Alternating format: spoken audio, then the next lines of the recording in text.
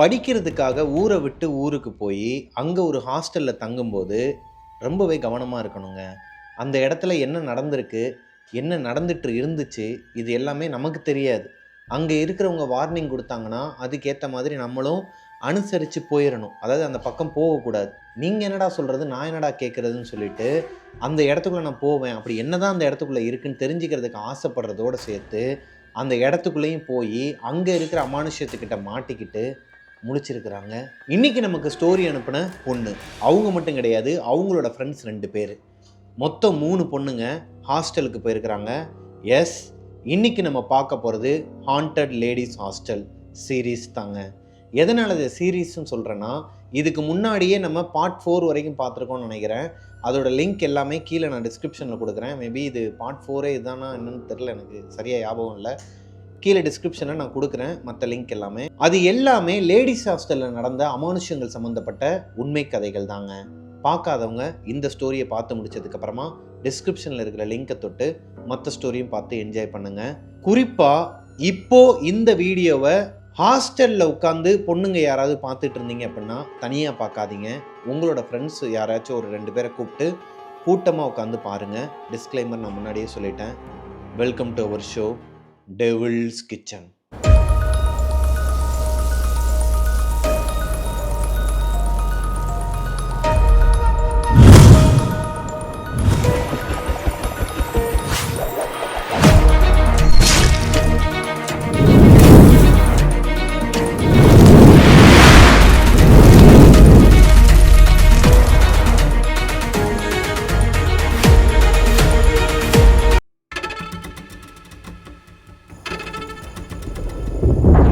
ஏம்மா, எப்போலேருந்து உங்களுக்கு இந்த ப்ராப்ளம் இருக்கு?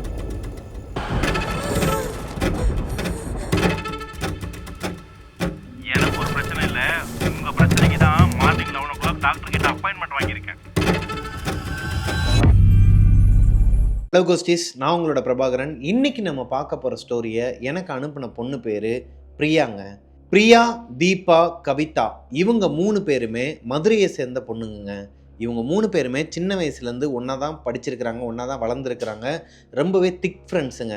இந்த ஊர் சைடு ஃப்ரெண்ட்ஸ் அமைஞ்சிட்டாங்க அப்படின்னா, அதுவும் சின்ன வயசுல அமைஞ்சிட்டாங்கன்னா ரொம்பவே ட்ரூவாக இருப்பாங்க. எங்கேயாச்சும் ஒரு ஊருக்கு போகிறனாலும் சரி, இல்லை நம்மளோட விஷயத்தை, நம்ம வீட்டு விஷயங்களெல்லாம் வந்து அவங்கக்கிட்ட ஷேர் பண்ணிக்கணுன்னாலும் சரி, அவங்க ரொம்பவே நம்ம மேலே ஒரு பாசம் வச்சுருப்பாங்க. அப்படி வளர்ந்த 3 பொண்ணுங்க தான் பிரியா, தீபா, கவிதா. இவங்க 3 பேருக்குமே ஒரு ஆசைங்க. இவங்களோட காலேஜ் ஸ்டடியை இவங்க சென்னையில் தான் போகணும், சென்னையில் ஒரு யூனிவர்சிட்டியில் தான் படிக்கணும்னு சொல்லிட்டு ஒரு கோல் வச்சுருக்கிறாங்க. அதன்படி இவங்க 12th நல்ல மார்க்கும் எடுக்கிறாங்க. 3 பேருமே நல்ல கட் ஆஃபும் எடுக்கிறாங்க. கவுன்சிலிங் போகும்போது 3 பேருமே சொல்லி வச்ச மாதிரி, அதாவது ஆல்ரெடி இவங்களுக்குள்ளே பேசி வச்ச அதே காலேஜை தான் சூஸ் பண்ணுறாங்க சென்னையில். இப்போது தீபாவோட வீட்டில் மட்டும் அவங்க அப்பா வந்து விட மாட்டாருங்க. தீபாவோட அப்பாவுக்கு தீபாவை சென்னைக்கு அனுப்புறதுக்கு விருப்பம் இல்லைங்க. விருப்பம் இல்லைங்கிறத காட்டிலும் அவர்கிட்ட அந்த அளவுக்கு பணம் வசதி இல்லாதனால அவர் என்ன சொல்கிறாருன்னா, ஏம்மா நம்ம ஊர்லேயே நிறைய காலேஜ்லாம் இருக்குது, அதுவும் நீ உன்னை அப்பாவே வந்து எக்ஸலில் வந்து ட்ராப் பண்ணிவிட்டு பிக்கப் பண்ணிக்கிறேன், அதனால் நீ இங்கேயே இருந்தால் கரெக்டாக இருக்கும், உனக்குமே கம்ஃபர்டபுளாக இருக்குமான்னு சொல்லும்போது தீபாவுக்கு விருப்பம் இல்லைங்க. ஏன்னா பிரியாவும் கவிதாவும் சென்னைக்கு போய் படிக்க போகிறாங்க. அவங்க கூட இருக்கணுங்கிறது தான் இவங்களோட கோலு. ஏன்னா 3 பேர் சேர்ந்து சென்னைக்கு போகணும், அங்கே ஹாஸ்டலில் இருக்கணும், லூட்டி அடிக்கணும், செம்ம ஃபன் பண்ணணும். அதுவும் அந்த மொமெண்ட்ஸ் எல்லாமே அவங்களுக்கு முக்கியமானது. முக்கியமாக சின்ன வயசுலேருந்து அவங்களோட கோலே அதுதான். அதெல்லாம் முடியவே முடியாதுப்பா, நான் படித்தா சென்னைக்கு தான் போவேன், அப்படி இல்லைன்னா என்னை விட்டுருங்க, நான் வந்து இங்கே படிக்க மாட்டேன், அப்படின்னா கல்யாணம் பண்ணி வச்சிருவாமா, கல்யாணமும் பண்ணிக்க மாட்டேன், என்னம்மா இப்படி பேசுன்னு சொல்லிட்டு ரொம்ப ஒரு மாதிரி இருமாப்பாக இருந்து அவங்க அப்பாவுக்கு வேறு வழியும் தெரிலங்க. அந்த பொண்ணு ரொம்ப அடம் பிடிக்கிறாங்க. தீபா அவங்க வீட்டுக்கு ஒரே ஒரு பொண்ணு தான், அவங்களுக்கு பையனோ இல்லை வேறு பொண்ணோ கிடையாது, ஒரே ஒரு பொண்ணு மட்டும்தாங்கிறனால சரி பொண்ணு ஆசைப்பட்டுட்டா என்ன பண்ணுறது, வேறு வழி கிடையாமல் அவங்கள அந்த காலேஜிலே சேர்த்து விட்டுறாருங்க. இப்போது பிரியாவும் கவிதாவும் அவங்க ஆசைப்பட்ட மாதிரியே அந்த காலேஜில் சேர்ந்துடுறாங்க. அந்த காலேஜ்லேயே ஹாஸ்டல்லையும் சேர்ந்துடுறாங்க. ஆனால் தீபாவோட அப்பா கையில் பணம் இல்லாத காரணத்தினால, அம்மா நீ சொன்னன்னு சொல்லிட்டு நான் ஒரு விஷயம் பண்ணிட்டேன், உனக்கு நான் அந்த காலேஜில் சீட் வாங்கி கொடுத்துட்டேன், உனக்கு நான் பர்மிஷனும் கொடுத்துட்டேங்க படிக்கிறதுக்கு, ஆனால் என்னால் ஹாஸ்டலுக்கு பணம் கட்ட முடியாது, அங்கே உன் அத்தை வீடு இருக்குல்ல, அங்கே போயிட்டு நீ அங்கேருந்து காலேஜுக்கு போய்க்கோ, அங்கே வந்துட்டு அத்தையே உன்னை வந்து ட்ராப் பண்ணிடுவாங்க. அவங்க அத்தை வந்து வெளியே ஒரு கம்பெனியில் வேலை பார்க்குறாங்களாம். ஸோ ஸ்கூட்டியில் அவங்க கம்பெனிக்கு போகிற வழியில் தான் இந்த காலேஜ் இருக்கிறனால அவங்களே ட்ராப் பண்ணுறேன்னு சொல்லிடுறாங்க. இப்போ தீபாவுக்கு ஒரு மாதிரி தூக்கி போடுதுங்க. என்னடா அது, நம்ம பிளான் பண்ணது ஒன்று, அப்பா ஒரு மாதிரி சொல்லிட்டு இருக்கிறான்னு சொல்லி ரொம்ப சண்டை போட ஆரம்பிச்சிருக்காங்க. அவங்களால ரொம்ப பேச முடியலைங்க. எவ்வளோதான் அவங்க அப்பா வந்து இவங்களுக்காண்டி ஃபேவர் பண்ணுவார். ஸோ விட்டுடுறாங்க. ஓகே, இது மட்டும் நம்ம அட்ஜஸ்ட் பண்ணிக்கலாம்னு சொல்லிட்டு அவங்க அத்தை வீட்டில் இருந்து அங்கேருந்து தான் காலேஜுக்கு வந்துட்டு போயிட்டுருக்குறாங்க. இப்போது நாள் இந்த காலேஜ் ஹாஸ்டலில் பிரியாவும் கவிதாவும் உள்ளே போகிறாங்க. ஃப்ரெஷராக உள்ளே வராங்க இல்லையா ஹாஸ்டலில். அங்கே இருக்கிற சீனியர்ஸ் எல்லாருமே இப்போது இருக்கா என்னன்னுலாம் எனக்கு தெரிலங்க. நான் படிச்சுட்டு இருக்கிற நேரத்தில் வரைக்கும் இருந்துச்சு ரேகிங். இந்த ரேகிங் வந்து சில காலேஜில் நார்மலாக இருக்குங்க. சின்னதாக ஒன்று பண்ணிவிட்டு விட்டுருவாங்க. லைக் இந்த நார்மலாக என்ன படம்னு சொல்ல தெரியல. ஆனால் ஹெவியாக பண்ணுறாங்கன்னா இந்த நண்பன் படத்தில் வர மாதிரி பண்ணிகிட்டு இருப்பாங்க. ஆனால் இந்த பொண்ணுங்க உள்ளே போகும்போதே அன்னைக்கு வார்டன் இல்லை. வார்டன் ஏதோ அவங்க வீட்டில் யாரோ ஒருத்தவங்க இறந்துட்டாங்கன்னு சொல்லிட்டு அவசரமாக அன்றைக்கி கிளம்பி போயிருக்கிறாங்க. 2 மணி நேரத்துக்கு முன்னாடி தான் கிளம்பி போயிருக்கிறாங்க. ஹாஸ்டலில் படிக்கிறவங்களுக்குலாம் தெரியும், வார்டன் கிட்ட ஒரு பாஸ் இருக்கும். காலேஜோட நிர்வாகத்திட்டேருந்து ஒரு பாஸ் வாங்கி அதை வார்டன் கிட்ட சைன் வாங்கி அந்த பாஸ் வந்து நம்ம பத்திரமா வச்சுக்கணும். இந்த பாஸ் வந்து காலேஜிலேருந்து வாங்கிட்டு வந்துட்டாங்க. ஆனால் உள்ள சைன் போடுறதுக்கு ஒருத்தர் இல்லை. இவங்களுக்கு பதிலாக, இந்த வார்டனுக்கு பதிலாக அங்கே இருக்கிற சீனியர் ஒருத்தவங்களை தான் உட்கார வச்சுட்டு போயிருக்கிறாங்க. எல்லா ஹாஸ்டல்லையும் இது நடக்குங்க. சீனியர் வந்து உட்கார வச்சுட்டு போவாங்க வார்டன்ஸ்லாம். அவங்கக்கிட்ட சைன் வாங்கினதும் ரூம் எங்கன்னு சொல்லி கேட்டிருக்கிறாங்க. இவங்க நேராக 2nd ஃப்ளோருக்கு கூட்டு போகாமல் 3rd ஃப்ளோருக்கு கூட்டு போயிருக்கிறாங்க. 3rd ஃப்ளோரில் தான் ரேகிங் நடந்துகிட்ருக்கு. 3rd ஃப்ளோரில் கூட்டு போயிட்டு இவங்களோட சூட்கேஸ் எல்லாத்தையும் கீழே வைக்க சொல்லிட்டு நாங்கள் சொல்கிறத பண்ணுங்க அப்படிங்கிற மாதிரி சொல்லியிருக்கிறாங்க. சரி, என்னத்தை பண்ணி தொலைக்க, இவங்களுக்கு எல்லாமே புதுசாக இருக்குது. மதுரையிலேருந்து வந்திருக்கிறாங்க. முக்கியமாக இந்த 3 பொண்ணுங்களுக்குமே பயமே கிடையாதாங்க. சின்ன வயசுலேருந்தே போல்டாக வளர்ந்த பொண்ணுங்க, அதுவும் மதுரை பொண்ணுங்க வேறு, சொல்லவா வேணும். ஸோ இந்த பொண்ணுங்களுக்கு பயங்கிறது கிடையாது. சரி, வர்றதை பார்த்துக்கலாம்னு சொல்லிட்டு என்ன பண்ணணும் சொல்லு அப்படிங்கிறாங்க.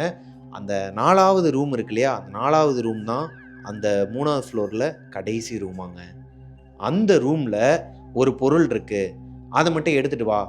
என்ன பொருள் அதெல்லாம் கேட்காத, நீ போய் அந்த டோரை ஓப்பன் பண்ணு அப்படின்ட்டு இருக்காங்க. நடந்து போய் எடுக்கிறதுக்கு போகும்போது 2 பேருமே போயிருக்கிறாங்க. பிரியாவும் கவிதாவும் போயிருக்கிறாங்க. போய் பார்த்தா அந்த ரூமுக்கு வெளியே ஒரு லாக் போட்டிருக்குதுங்க. லாக் போட்டு அதில் மஞ்சள் துணி கட்டி அதில் குங்குமம், இந்த சந்தனம், இந்த இதெல்லாம் வந்து ரொம்ப பழமையான ஒரு இதாக இருக்குது. மேலேயே ஒரு மாதிரி நூலாம்படையாக இருக்குது.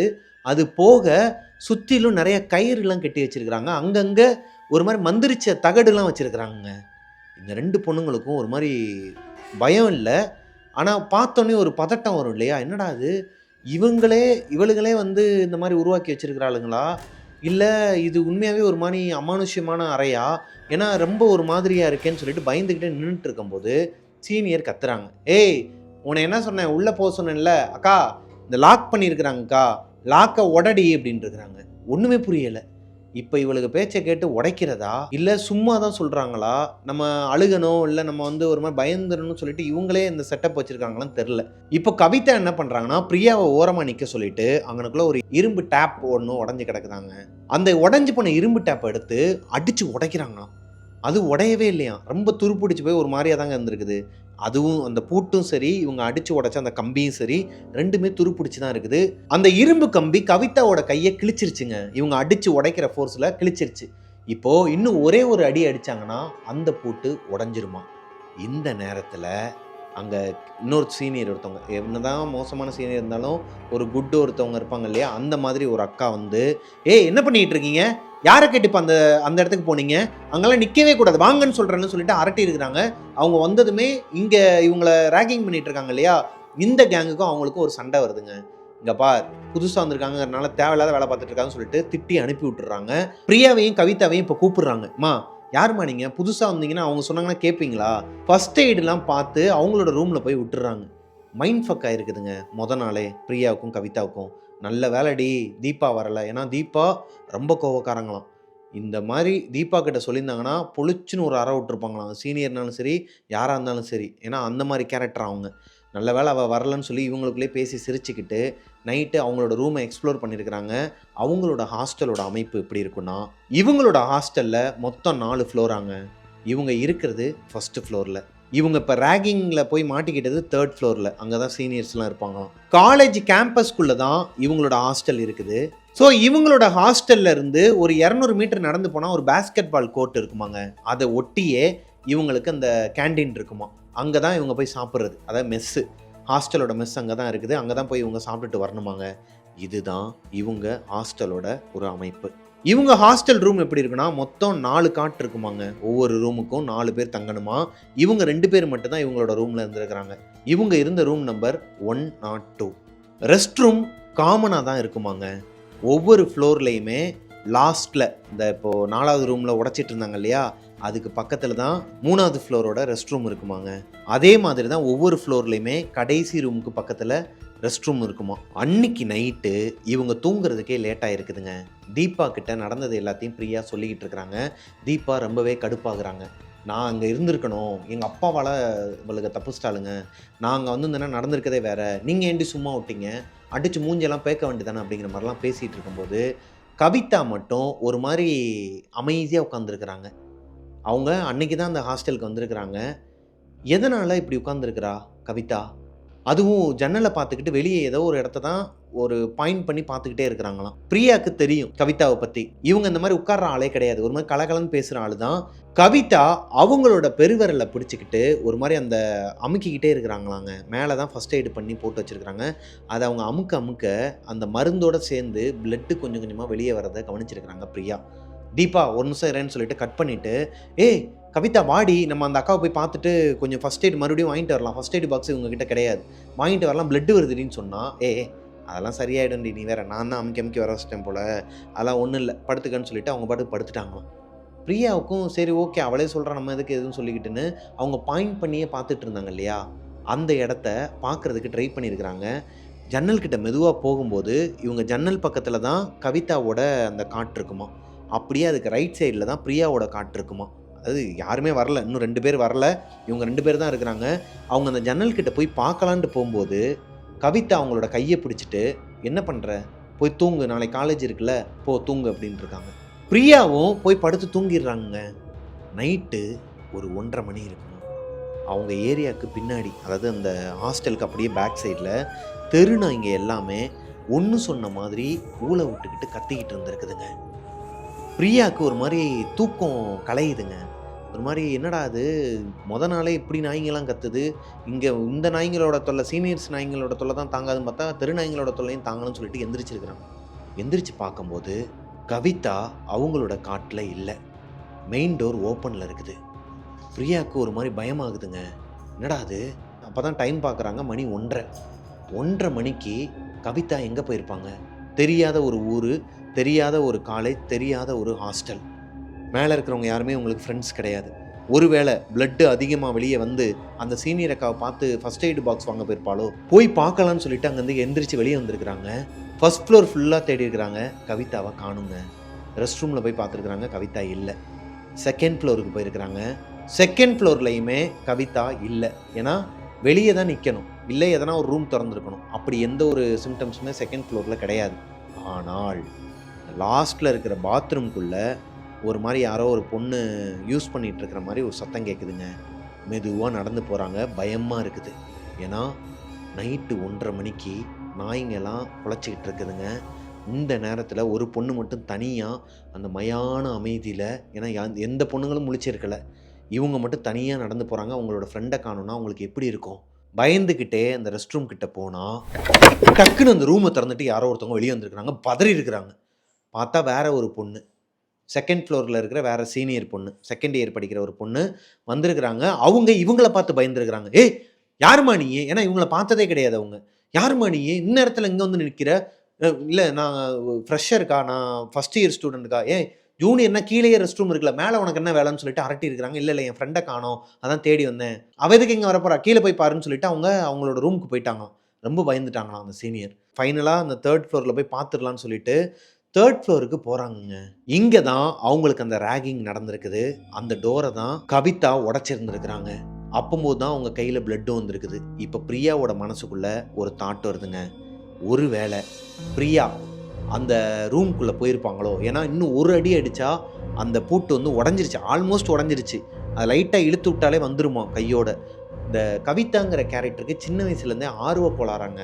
ஒரு விஷயத்த பண்ணணும்னு நினச்சிட்டாங்கன்னா அதை பண்ணி முடிக்கிற வரைக்குமே அவங்களுக்கு தூக்கம் வராதான். ஒருவேளை இந்த ரூம்குள்ளே அப்படி என்ன தான் இருக்கும் அப்படிங்கிற ஒரு தாட் அவங்களுக்கு வந்து எல்லாரும் தூங்குனதுக்கப்புறமா போய் பார்க்கலாம்னு சொல்லிட்டு வந்திருப்பாளன்னு சொல்லி போய் பார்க்குறாங்க. அவங்க நினச்ச மாதிரியே அந்த ரூமோட வெளியே அந்த பூட்டு வந்து கலண்டுருக்குதுங்க. அந்த பூட்டு உடஞ்சி கீழே விழுந்துருக்குது. யாரோ ஒருத்தவங்க கழட்டி வச்சிருக்கிறாங்க. அந்த டோரும் ஓப்பனில் இருந்துருக்குது.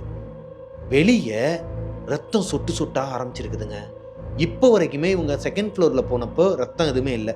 தேர்ட் ஃப்ளோருக்கு வந்தப்பையும் பிளட்டு எங்கேயுமே கிடையாது. ஆனால் அந்த 4வது ரூமுக்கு வெளியே அந்த பூட்டுக்கு பக்கத்துல இருந்து பிளட்டு வந்து கொஞ்சம் கொஞ்சமாக சொட்டு சொட்டாக இருந்திருக்குதுங்க உள்ள. இப்போது பிரியா அவங்களோட டார்ச் லைட்டை ஆன் பண்ணுறாங்க ஃபோனில். ஆன் பண்ணிவிட்டு அந்த பிளட்டை ஃபாலோ பண்ணி போகும்போது அந்த ரூம்குள்ளே கவிதா உட்காந்துருக்குறாங்களாங்க. அந்த ரூம்குள்ளே அந்த ரூமே ஒரு மாதிரி பாலடைஞ்ச பங்களா மாதிரி இருக்குதான். அங்கே இந்த உடஞ்சி போன காட்டெலாம் இருக்கு இல்லையா, அதை இவங்க ரூமில் இருக்கிற காட்டை ரொம்ப பழமையான காட்டானா இதுக்கு முன்னாடி யூஸ் பண்ண காட்டெலாம் துரு பிடிச்சி போய் கிடக்கும் இல்லையா, அதெல்லாம் அங்கங்கே உடஞ்சி போய் கிடக்குதான். அதுக்கு நடுவில் உட்காந்துருக்குறாங்களாம். நடு ஹாலில் பிளட்டை கொஞ்சம் கொஞ்சமாக கையை வச்சு அமுக்கி அமுக்கி பிதுக்கிக்கிட்டு இருக்கிறாங்களாம். பிளட்டு கொட்டிக்கிட்டே இருக்குதான். இவங்களுக்கு ஒரு மாதிரி உடம்பே புல்லரிச்சு போய், டேய் கவிதா இங்கே என்னடி பண்ணுற, எந்திரின்னு சொல்லிட்டு அவங்கள போட்டு உலுக்கி இருக்கிறாங்க. அவங்க சுயநினைவிலே இல்லையாங்க. இப்போ பிரியாவுக்கு என்ன பண்ணுறேன்னே தெரியல. ரொம்ப நேரமாக இழுத்து பார்த்துக்கிறாங்க. அவங்களால இழுக்க முடியல. இப்போ ஹெல்ப்புக்காக அங்க இருந்த பக்கத்து கதவெல்லாம் போய் தட்டி உடனே உடைச்சிருக்கிறாங்க. அங்க பக்கத்துல இருந்த சீனியர்ஸ் எல்லாமே என்னமோ ஏதோன்னு சொல்லிட்டு எந்திரிச்சு வெளியே வந்து, ஏன்டி இந்நேரத்துல வந்து தொல்லை பண்ணிட்டு இருக்க, நீ எதுக்கு மேல வந்தா, நீ ஃபர்ஸ்ட் ஃப்ளோர்ல தானே இருக்கணும், இந்த மாதிரி என் ஃப்ரெண்டு நீங்க சொன்னீங்கன்னு சொல்லிட்டு உடைச்சாளா, அவ கையில இருந்து பிளட் வந்துச்சா, எனக்கு அப்பவே டவுட் இருந்துச்சுக்கா, கீழேயுமே ஒரு மாதிரி அமானுஷமா தான் பிஹேவ் பண்ணிட்டு இருந்தா, நைட்டு நான் ஒரு அரை மணி நேரத்துக்கு முன்னாடி நான் எந்திரிக்கிறேன், என் ஃப்ரெண்டை காணும், ஒவ்வொரு ஃப்ளோரா தேடி வரும்போது அவ அந்த கதவை உடைச்சிட்டு உள்ள போய் உட்காந்துருக்காக்கா, கொஞ்சம் காப்பாத்துங்கன்னு சொல்லிட்டு பதறி போய் முகம்லாம் வேர்த்து போய் ரொம்ப ஒரு மாதிரி பேசியிருக்கிறாங்க. இவங்க பேசின பேச்சில் சீனியர்ஸே பயந்துட்டு ஒவ்வொருத்தராக போகாமல் மொத்தமாக போயிருக்கிறாங்க. ஒரு 6 பேர் மொத்தமாக போயிருக்கிறாங்க பொண்ணுங்க. உள்ளே போய் பார்த்தா அங்கே கவிதா இல்லை. பிரியாக்கு ஒரு மாதிரி தூக்கி போடுது. இப்போ அங்கே இருந்த சீனியர்ஸ் எல்லாரும் என்ன சொல்கிறாங்கன்னா, என்னடி நீங்கள் வந்து எங்களை ரேக்கிங் பண்ணுறீங்களா, உங்களை நாங்கள் வந்து ரேக்கிங் பண்ணிட்டோம், அதனால இப்போ நீ வந்து எங்களை ரேக்கிங் பண்ணுற அப்படித்தானு சொல்லிட்டு அடிக்க வந்திருக்கிறாங்க. அடிக்கிறதுக்கு முன்னாடியே பிரியாவுக்கு அழுக வந்திருக்குதுங்க. சத்தியமாக சொல்கிறேங்க்கா, என் ஃப்ரெண்டை காணோம், இங்கே தான் வந்து வெளியே பிளட்டாக இருந்துச்சு, எங்கடி காணோம், பிளட்டே இல்லையாங்க, இவங்க பார்த்த இடத்துல பிளட்டே கிடையாதான். எனக்கு கதை விடுறியா, எனக்கு நல்லா தெரியும் உன்னை மாதிரி ஆட்கள்லாம் இப்படி தான் பண்ணுவீங்கன்னு, வா கீழே போகலான்னு சொல்லிட்டு கீழே கூட்டு போயிருக்கிறாங்க. அவங்க ரூம் 102ல் போய் பார்த்தா கவிதா படுத்து தூங்கிட்டு இருக்கிறாங்களாங்க. பிரியாவுக்கு ஒன்றுமே புரியலை. ஒரு மாதிரி திரைச்சி போய் நின்றுருக்குறாங்க. ஆனால் அங்கே இருக்கிற சீனியர் அதை நம்புவாங்களா? ஏண்டி 2 பேர் சேர்ந்து பண்ணியிருப்பீங்கன்னு நினச்சேன், நீ மட்டும்தான் பண்ணியிருக்கியா, உனக்கு இருக்குது, இங்கே தானே இருக்க போகிற, அவளை இன்னும் எங்களுக்கு 1 வருஷம் இருக்குடியே, நீ எப்படி இங்கே இருக்கிறேன்னு நான் பார்த்துறேன்னு சொல்லிட்டு அவங்க ரூமுக்கு போயிட்டாங்களாங்க. அன்டைம் ஆயிடுச்சுங்கிறனால பிரியாவுக்கு ஒரு மாதிரி பக்குன்னு அடிச்சுக்குது. கவிதா இவங்க ரூமில் தான் படுத்து தூங்கிட்டு இருந்தாங்கன்னா இவங்க எதனால மேலே போய் அவங்கள தேட போகிறாங்க. பாத்ரூம்லையும் பிரியா பார்த்துட்டு தான் போயிருக்கிறாங்க. கவிதா கீழே இல்லை. அப்போ என்ன தான் நடக்குது? இப்போ இவங்களோட மெயின் டோரை லாக் பண்ணிவிட்டு போய் படுத்து தூங்காமல் கவிதாவையே பார்த்த மணிக்கு உட்காந்துட்டு இருந்துருக்குறாங்க. அன்டைம் 2:30 மணிக்கு தீபாவுக்கு ஃபோன் போட்டிருக்கிறாங்க பிரியா. 2 ரிங்கு போயிருக்குது, எடுக்கவே இல்லை. 3ஆவது தடவை போடும்போது தீபா எடுத்துடுறாங்க. என்னாச்சுன்னு சொல்லி கேட்குறாங்க. நடந்தது எல்லாத்தையும் சொன்னதுக்கப்புறமா அவங்க நாளைக்கு காலையில் நான் வரேன், எங்கள் அத்தை வீட்டுக்கு பக்கத்தில் வந்து ஒரு அங்காளம்மன் கோயில் இருக்குது, அங்கே வந்து நான் திருநீர் குங்குமம்லாம் எடுத்துகிட்டு வரேன்டி, அவளை பயப்படாமல் இருக்க சொல்லு. லூஸு, அவள் பயப்படலடி, நான் தாண்டி பயந்து போயிருக்கிறேன், அவள் தான் பயமுறுத்திட்டு இருக்கிறா, அவள் வேணும்னே பண்ணுறாளா என்னன்னு தெரில, இது என்னோட இல்யூஷனோ இல்லை என்னோட கற்பனையோ கிடையவே கிடையாது தீபா, இது சத்தியத்துக்கேன்னு சொல்கிறேன், ஓ மேலே அவள் மேலே சத்தியமாக சொல்கிறேன், இது நடந்தது, ஏதோ பண்ணுறா அப்படின்ட்டு இருக்கிறாங்க. சரி ஓகே நீ தூங்க, காலையில் பார்த்துக்கலான்னு சொல்லிட்டு அன்னைக்கு நைட்டு அவங்களுக்கு சரியான தூக்கமே கிடையாதாங்க. அப்பப்போ எந்திரிச்சு உட்காருவாங்களாம். ஏன்னா திடீர்னு பார்த்தா ஒரு சத்தம் கேட்குமா. இந்த கட்டில் வந்து டம்முன்னு இப்போ படுத்துருக்குறோன்னு வச்சுக்கோங்க, ஒரு இரும்பு காட்டில் அதை இப்படியே ஆட்டிக்கிட்டே இருந்தோன்னா ஒரு சத்தம் கேட்கும் இல்லையா, யாரையாச்சும் ஒருத்தவங்களை கட்டி போட்டோன்னா அந்த மாதிரி சத்தம் கேட்டிருக்குது. இந்த நாய்ங்க வேற தூங்காமல் மொத்தமாக ஒரே மாதிரி ஊழ விட்டுக்கிட்டு குலைச்சிக்கிட்டே இருந்திருக்குதுங்க. அந்த பொண்ணுக்கு தூக்கமே இல்லையாங்க அன்னைக்கு நைட்டு முழுக்க. அடுத்த நாள் காலையில் இவங்க காலேஜுக்கு வந்ததுக்கப்புறமா கிளாஸ் ரூமில் வச்சு பெரிய சண்டை போகுதுங்க. தீபா கவிதாவை பிடிச்சி திட்டுறாங்க. என்னடி நீ நினச்சிட்டு இருக்க, பிரியாவை தனியாக விட்டா நீ என்ன பயமுறுத்திட்டு இருக்கியா, நீ அவளை பிராங்க் பண்ணுறியா, நைட்டு முழுக்க தூங்கலடி பிள்ளை, எனக்கு தான் ஃபோனை போட்டு என்னையும் தூங்க விடாம பண்ணிட்டு இருக்கிறா, இங்கே பார் ஒன்றுமே கிடையாது, பேயின்னு ஒன்று கிடையவே கிடையாது, நீ எதனா கற்பனை பண்ணிக்கிட்டு அலையாத, நீ பாட்டுக்கு அந்த ரூம்குள்ளே ஏதோ ஒன்று இருக்குன்னு நினச்சிக்கிட்டு நீயே எதனா ஆலோசனேஷன் பண்ணிட்டு இருக்காதுன்னு சொல்லும்போது கவிதாவுக்கு ஒன்றுமே புரியலைங்க. கவிதா நார்மலாக பிஹேவ் பண்ணுறாங்களாம். என்னடி சொல்கிறீங்க, நான் நேற்று நைட்டு நல்லா படுத்து தூங்கிட்டேன். ஏய் பிரியா, முன்னாடி தானே நான் தூங்கிட்டு இருந்தேன், உங்ககிட்ட சொல்லிட்டு தானே தூங்கினேன், என்னடி நினச்சிட்டு இருக்கீங்க? என்னால் இதை ஏற்றுக்கவே முடியலடி பிரியா. தீபா, நீங்கள் சொல்கிறது எனக்கு புரியலை, நீங்கள் முதல்ல நல்ல ஒரு ஹாஸ்பிட்டலுக்கு போயிட்டு டாக்டரை பாரு அப்படிங்கிற மாதிரி பேசியிருக்கிறாங்க. இப்போ பிரியாவுக்கு ஒரு மாதிரி தூக்கி போடுதுங்க. என்னடி பேசுகிற, நான் நைட்டு பார்த்தது எல்லாமே நிஜம்தாண்டி, யாரோ ஒருத்தவங்க நம்பலை சீனியர்ஸு, ஆனால் நீங்கள் என் கூடயே இருந்தவங்க, என்னோட திக் ஃப்ரெண்ட்ஸு, சரியா? இங்கே இல்லாத பொண்ணு தீபா, அவளே நம்புறா, நீயே நம்ப மாட்டேங்கிற. ஏதோ ஒன்று நடந்திருக்குது, ஏதோ ஒரு விஷயத்தில் நீ பொசஸ் ஆகிருக்கிற, அதுதான் உன்னை அங்கே கொண்டு போயிருக்குது. நீ போய் பார்க்கும்போது நான் அந்த ரூமில் இருந்தேங்கிற. ஆமாம், அப்போது அந்த சீனியர்ஸை நீ எழுப்பிட்டு இருக்கும்போது உன்னை தாண்டி தானே நான் ரூமுக்கு வந்திருக்கணும். ஆமாம், அப்போ நீ தானே கரெக்டாக பார்க்காம போயிருக்கிற. இப்போ பிரியாக்கே கன்ஃபியூஸ் ஆகுதுங்க. ஒருவேளை அந்த ரூமில் இருக்கிற ஏதோ ஒரு அமானுஷம்தான் பிரியாவை அங்கே கொண்டு போய் விட்டுருக்குதா, இல்லை பிரியாவோட ஆலோசனேஷனா? அவங்களே குழம்பிடுறாங்க இந்த விஷயத்த. சரி, இதோட விட்டுருங்க தீபா, நீ எவ்வளோ சீக்கிரம் முடியுமோ நீயும் ஹாஸ்டலுக்கு வந்துடுறீ, நானே எங்கள் அப்பா கிட்ட சொல்லி காசு எதனா அட்ஜஸ்ட் பண்ணி நாங்களே தந்துடுறோம், நீ ஹாஸ்டலுக்கு வந்துருன்னு சொல்லி அடுத்த ஒரு வாரத்திலேயே தீபாவும் ஹாஸ்டலுக்கு வந்துடுறாங்க. தீபா அவங்களோட அத்தை கிட்ட உண்மையை சொல்கிறாங்க. அத்தை, இந்த மாதிரி என் ஃப்ரெண்டு 2 பேரும் தான் காசு கொடுக்குறாங்க, அப்பாவுக்கு தெரிஞ்சால் விட மாட்டார், ஆனால் என்னோட ரொம்ப திக் ஃப்ரெண்ட்ஸ் தான், நாங்கள் 3 பேரும் அங்கேயே இருக்கோம்னு சொல்லிட்டு சொல்கிறாங்க. அவங்க அத்தைக்குமே அதில் உடன்பாடு இருக்குங்க. ஏன்னா மாமாவுக்கு பிடிக்கல இவங்க அங்கே இருக்கிறது. ஏன்னா அவங்களுக்கு 2 பொண்ணுங்க இருக்கிறனால எதுக்கு இவளெல்லாம் வீட்டுக்குள்ளே விட்டுட்டுருக்கேங்கிற மாதிரி தான் அவரும் இருக்கிறார். ஸோ இந்த பிளானுக்கு அவங்க அத்தை ஒத்துழைச்சி தீபாவும் அந்த ஹாஸ்டலுக்குள்ளே இவங்களோட ரூம்மேட்டாகவே போயிடுறாங்க. இப்போது அந்த ஹாஸ்டலோட வார்டனும் வந்துடுறாங்க. ஊருக்கு போனவங்க ரிட்டன் வந்துடுறாங்க. Room number 102. இந்த ரூமில் தீபா, பிரியா, கவிதா 3 பேரும் நல்லா படுத்து தூங்கிட்டு இருக்கிறாங்க. திடீர்னு எங்கேருந்து இவ்வளோ பெரிய காற்று அடிச்சுன்னு தெரியலையாங்க. அவங்க ரூமில் இருக்க ஜன்னல்லாம் படப்படப்படன்னு அடிக்க ஆரம்பிச்சிருக்குதுங்க. இந்த சத்தத்தில் டிஸ்டர்ப் ஆகி பிரியா எந்திரிச்சிருக்கிறாங்க. எந்திரிக்கும் போது தான் தெரியுது கவிதா அந்த ரூமில் இல்லை. தீபா நல்லா கொரட்டை விட்டு தூங்கிட்டு இருக்கிறாங்க. இப்போ அவங்க ரூமுக்கு வெளியே இருந்து ஒரு சத்தம் கேட்குதுங்க. ஒரு பொண்ணோட அழுகுரல். ஒரு பொண்ணு ஏங்கி அழுதுகிட்டு இருக்கிறாங்க. இங்கிட்ட என்னடானா நாய்ங்கெல்லாம் மறுபடியும் அந்த தெருநாய்ங்க முத நாள் இவங்க இந்த சம்பவம் நடந்தப்போ கத்துச்சுங்க இல்லையா, அதே மாதிரி ஹவுலிங் சவுண்டோட ஊழ விட்டுட்டு கத்த ஆரம்பிக்குதுங்க. இப்போது இவங்களுக்கு என்ன பண்ணுறேன்னே தெரியலை. ஆப்போசிட்டில் தூங்கிட்டு இருந்த தீபாவை எழுப்புறாங்க. தீபா எந்திரின்னு சொல்லும்போது அவங்க பதறிடிச்சு எந்திரிக்கிறாங்க. என்னாச்சுன்னு சொல்லிட்டு. ஏன்னா காற்று அடிக்கிறதுக்கு அதுக்கும் இந்த ஜன்னலோட சத்தம், இந்த நாய்ங்களோட சத்தம், இந்த அழுகுரல் எல்லாமே கேட்டு அவங்க பயந்து எந்திரிக்கிறாங்க. இப்போ எந்திரிச்சோடனே பிரியா சொல்கிறாங்க, இங்கே பாரு கவிதாவை காணோம், நான் கரெக்டாக தான் இருந்திருக்கிறேன், அவள் தான் என்னை குழப்பியிருக்கிறா, இப்போ நீ இங்கே தானே இருக்கிற, வா அவளை போய் பிடிக்கலான்னு சொல்லிட்டு வெளியே கூட்டு போயிருக்கிறாங்க. இந்த அழுகுரல் எங்கே கேட்குதுன்னா அதே 3rd ஃப்ளோர்லங்க. ஒவ்வொரு ஃப்ளோராக மேலே ஏறி போகிறாங்க.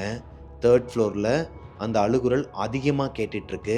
இப்போது தீபாவுக்கு ஒரு சந்தேகம். பிரியா, நம்ம 2 பேருக்கு தான் இந்த குரல் கேட்குதா? இவன் அழுகிற சத்தம் கீழே வரைக்கும் நம்ம ரூம் வரைக்கும் கேட்குதுன்னா இங்கே இருக்கிற சீனியர்ஸுக்கு அதுக்கெல்லாம் கேட்காதா? அவங்களாம் எந்திரிச்சிருக்கணும்ல. அப்போ நமக்கு மட்டும்தான் அந்த சத்தம் கேட்குதா? அப்போ நமக்கு தாண்டி ஏதோ ஒன்று நடக்குது, நம்மளை சுற்றி ஏதோ ஒன்று நடக்குதுன்னா ஊர்லேருந்து எவனோ ஒருத்தன் சூனியம் செய்வன் அந்த மாதிரி எதனா ஏவலை ஏவி விட்டாங்களான்னு தெரிலங்கும் போது பிரியா கம்முன்னு வா, அந்த ரூமில் தான் ஏதோ ஒரு விஷயம் இருக்குது, வா இன்னைக்கு போய் பார்த்துடலான்னு சொல்லிட்டு கூப்பிட்டு போகிறாங்க. அதே மாதிரி ஃபஸ்ட்டு டே நடந்த மாதிரியே வெளியே பிளட்டாக இருக்குதுங்க. ஒவ்வொரு சொட்டி இருக்குது. அந்த பிளட்டை ஃபாலோ பண்ணிக்கிட்டே 2 பேர் உள்ளே போயிருக்கிறாங்க. உள்ளே போய் பார்த்தா நடு ஹாலில், அது ஏன்னா ஒரு பெரிய ரூம் தான், 4 காட் போட்டிருப்பாங்க.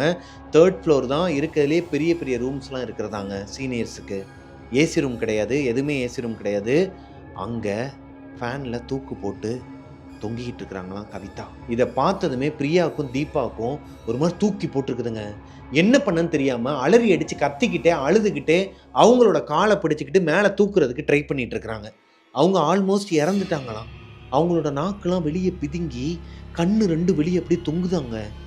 அப்போது அவங்க இறந்து ரொம்ப நேரம் ஆகுது. இவங்களுக்கும் ஒன்றுமே புரியலை. அவங்களோட அப்பா அம்மா என்ன பதில் சொல்லுவாங்க இவங்க 2 பேரும் அவங்க அப்பா அம்மாவுக்கு? கத்தி அழுததில் சீனியர்ஸ் எல்லாருமே வெளியே வந்துடுறாங்க.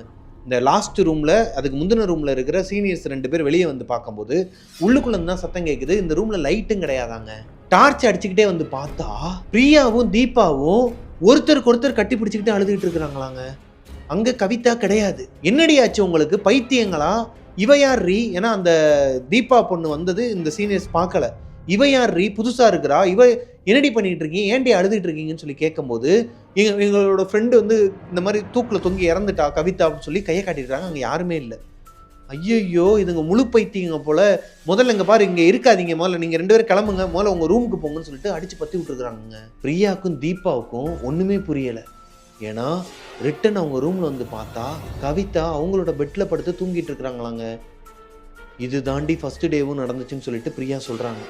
இப்போது தீபா போல்டாக என்ன பண்ணுறாங்கன்னா கவிதாவை அடித்து எழுப்புறாங்க. ஏய் எந்திரி, என்ன விளையாண்டுக்கிட்டு இருக்கியா, எங்களை பார்த்தா எப்படி தெரியுது, எந்திரின்னு சொல்லிட்டு அடித்து எழுப்பும்போது கவிதா அவங்களோட கண்ணுக்குன்னெல்லாம் ஒரு மாதிரி மேலே போய் வெள்ளைக்கரு தான் இருக்குதாங்க. எந்திரிச்சு உட்கார்ந்தவங்க கண்ணை திறந்து பார்த்துட்டு இவங்கள பார்த்து பேசாமல் ஏதோ ஒரு விஷயத்த மட்டும் வெளியே பாயிண்ட் அவுட் பண்ணி இப்படியே ஆட்டிக்கிட்டே இருக்கிறாங்களாங்க. இவங்களுக்கு ஒன்றுமே புரியலை. தீபா திட்டுறாங்க, இந்த பார் இந்த மாதிரிலாம் நடிக்கிற வேலை வச்சுக்காத, ஆனால் நாங்கள் மேலே பார்த்தது உண்மைதான், எங்களுக்கு என்ன நடக்குதுன்னே தெரியலடி கவிதா, பயமாக இருக்குது, தயவு செஞ்சு இந்த மாதிரிலாம் பண்ணாதன்னு சொல்லிட்டு அழுக ஆரம்பிச்சிருக்கிறாங்க. இப்போது கவிதா உடம்புல இருக்க ஆத்மா இவங்ககிட்ட பேச ஆரம்பிச்சிருக்குதுங்க. ஆக்சுவலாக அங்கே என்ன நடந்திருக்குதுன்னா, இந்த காலேஜில் ஒரு சீனியர் ஒருத்தவங்க 3rd இயர் படிச்சுட்டு இருக்கும்போது அந்த 4வது ரூம் நல்லா தான் இருந்திருக்குது. அந்த ரூமில் 4 பேர் இருந்திருக்கிறாங்க, 4 பொண்ணுங்க இருந்திருக்கிறாங்க. அந்த 4 பொண்ணுங்களில் ஒரு பொண்ணு தான், சீனியர் பொண்ணு தான் மேக்னா. இந்த மேக்னா ஒரு பையனை லவ் பண்ணிட்டு இருந்திருக்கிறாங்க. இந்த மேக்னாங்கிறவங்க கேரளா பொண்ணாங்க. இவங்க ஒரு தமிழ்நாட்டு பையனை லவ் பண்ணிட்டு இருந்திருக்கிறாங்க, சென்னை பையனை. அந்த பையன் கொஞ்ச நாளாகவே இவங்களோட ஃபோன் காலை எடுக்கலையாங்க. ரொம்பவே வெக்ஸ் ஆகி சாப்பிடாம ரொம்பவே டென்ஷனில் இருந்திருக்கிறாங்க. 5வது நாள் தான் அவங்களுக்கு தெரிய வந்திருக்குது அந்த பையன் பைக் ஆக்சிடெண்ட்டில் இறந்துட்டாங்கிற விஷயம். இதை அவங்களால ஏற்றுக்கவே முடியலையாங்க. டெய்லி ஒரு மாதிரி உட்காந்து அழுதுகிட்டே இருப்பாங்களாம், ஸ்டடீஸ்லேயும் கான்சென்ட்ரேட் பண்ணாமல். ஃபைனல் இயரில் 5th செமஸ்டரில் அடுத்தடுத்து அரியர் விழுக ஆரம்பிச்சிருக்குதுங்க. இப்போது ரூம்மேட்ஸ் எல்லாருமே அவங்கள காம் டவுன் பண்ணி, இங்கே பாரு இதை கடந்து வா, இதுலேருந்து வெளியே வரணும்னு சொல்லி அவங்களுக்கு அறிவுரைலாம் சொல்லி அதுலேருந்து கொஞ்சம் கொஞ்சமாக வெளியே வரதுக்கு ட்ரை பண்ணிகிட்டு இருக்கும்போது ஒரு நாள் அவங்களோட ரூமில் அவங்க தூக்கு மாட்டி இறந்துட்டாங்களாங்க. இதுக்கு நடுவில் அருண் வந்துட்டான், இங்கே தான் இருக்கிறான், என் கூட தான் பேசிகிட்டு இருக்கிறான், இதோ உன்னோட பெட்டுக்கு பக்கத்தில் தான் படுத்துருக்கிறான், இங்கே தான் உட்காந்துட்டு இருக்கிறான்னு சொல்லுவாங்களாம். அந்த ரூமில் இருந்த மற்ற பொண்ணுங்களுக்கெல்லாம் ஒரு மாதிரி தூக்கி போட்டிருக்குதுங்க. பயந்துக்கிட்டே அந்த ரூமுக்கு போக மாட்டேன்னு சொல்லிட்டு வார்டன்கிட்ட கம்ப்ளைண்ட் பண்ணி அந்த பொண்ணை வந்து ஹாஸ்டலை விட்டே விரட்டுறதுக்கெலாம் பிளான் பண்ணியிருக்கிறாங்க லாஸ்ட்டு செமஸ்டரில். ஆனால் ஒரு நாள் மதியம் 2 மணிக்கு அந்த பொண்ணு தூக்கு போட்டு இறந்துட்டாங்களாங்க. அவங்க இறந்ததுக்கப்புறமா போலீஸ்லாம் வந்து அவங்கள ரெக்கவரி பண்ணி கொண்டு போனதுக்கப்புறமா அந்த ஹாஸ்டலில் அடுத்தடுத்து அமானுஷ்யங்கள் நடக்க ஆரம்பிச்சிருக்குது. அந்த ரூமில் அடிக்கடி அழுகிற சத்தம் கேட்குமா. அந்த ஹாஸ்டலில் இருக்கிற எல்லா பொண்ணுங்களுக்கும் தூக்கம் போயிருக்குதுங்க. ரொம்பவே பயந்து அந்த இடத்துல பூஜைலாம் பண்ணி அந்த ரூமை வந்து லாக் பண்ணி போட்டாங்களாம். அங்கே இருக்கிற கட்டில் எல்லாமே அங்கேயே தான் இருந்திருக்குது. அந்த ரூமை யாருமே ஓப்பன் பண்ணவே இல்லையா. கிட்டத்தட்ட 4 ஊர்லேருந்து மாந்திரிகவாதியெல்லாம் கூப்பிட்டு வந்து மந்திரிச்சு பாயெல்லாம் கூப்பிட்டு வந்து அங்கே கயிறுலாம் கட்டி வச்சு தகடுலாம் வச்சு அந்த ரூமையே ஒரு மாதிரி பாதுகாத்து வச்சுருக்குறாங்க. யாருமே உடைக்கக்கூடாது, யாருமே உள்ளே போகக்கூடாதுன்னு சொல்லிட்டு பூட்டு போட்டு வச்சுருக்குறாங்க. அந்த பூட்டை தான் சீனியர்ஸுங்கெல்லாம் சேர்ந்து இவங்கள வச்சு உடைக்க விட்டுருக்குறாங்க. அந்த பொண்ணோட ஆத்மா வெளியே வந்து கவிதாவோட உடம்புக்குள்ளே புகுந்துருக்குதுங்க. ஏன்னா கவிதாவோட பிளட்டு தான் அங்கே சிந்தி இருக்குது. அவங்களோட உடம்புக்குள்ளே தான் அந்த ஆத்மா வந்ததாகவும் அவங்களே இவங்கக்கிட்ட வந்து பேசியதாகவும் அடுத்த ஒரு வாரத்தில் கவிதாவோட உடம்புலேருந்து அந்த ஆத்மா அதுவாகவே போயிருச்சாங்க. ஏதோ ஒரு நிறைவேறாத ஆசையோடு தான் வந்திருக்குது. ஆனால் அது என்ன பண்ணுச்சு ஏது பண்ணுச்சுங்கிறது கவிதாவுக்கும் தெரியாது, பிரியாவுக்கும் தெரியாது, தீபாவுக்கும் தெரியாதாங்க. இந்த காலேஜ் அனுபவம் அவங்களோட வாழ்க்கையில் மறக்கவே முடியாத ஒரு அனுபவமாக. அதுக்கப்புறமா அவங்களுக்கு எந்த அமானுஷமும் நடக்கலையாம். ஸோ இந்த விஷயத்தை என்கிட்ட ஷேர் பண்ணணும்னு நினச்சாங்க, ஷேர் பண்ணிட்டாங்க. அதை நான் என்னோட நரேஷனில் உங்ககிட்ட ஒப்படைச்சிட்டேன். இந்த ஸ்டோரி உங்களுக்கு பிடிச்சிருக்குன்னு நினைக்கிறேன். இதில் வர பெயர்கள் எல்லாமே கற்பனை பெயர்கள் தான். அவங்களோட நேமை மென்ஷன் பண்ண வேணாம்னு சொன்ன காரணத்தினால நானும் மென்ஷன் பண்ணல. மதுரையிலேருந்து வந்த பொண்ணுங்க சென்னையில் தங்கின ஒரு உண்மை கதை தாங்க இது. இந்த ஸ்டோரி உங்களுக்கு பிடிச்சிருக்குன்னு நினைக்கிறேன். பிடிச்சிருந்துச்சுன்னா லைக் பண்ணிடுங்க. உங்களோட லைஃப்லையுமே உங்களோட ஹாஸ்டலில் எதனா ஒரு அமானுஷ்யம் நடந்திருக்குது, அதை என்கிட்ட ஷேர் பண்ணணும்னு நினச்சிங்கன்னா பிரபாகரன் அஃபிஷியல் மிஸ்டர் பிரபாகரனுங்கிற இன்ஸ்டாகிராம் ஐடியில் வந்து எனக்கு இன்பாக்ஸ் பண்ணுங்கள். மிஸ்டர் பிரபாகரன் யூடியூப் சேனலை சப்ஸ்கிரைப் பண்ணிடுங்க. அப்படியே இன்ஸ்டாகிராம் பேஜஸையும் ஃபாலோ பண்ணிடுங்க. பக்கத்தில் இருக்க பெல் ஐக்கானை தட்டி விட்டுருங்க. நெக்ஸ்ட்டு ஒரு சூப்பரான ஸ்டோரியில் உங்களை மீட் பண்ணுற வரைக்கும் பாய். ஏம்மா, எப்போலேருந்து உங்களுக்கு இந்த ப்ராப்ளம் இருக்குது?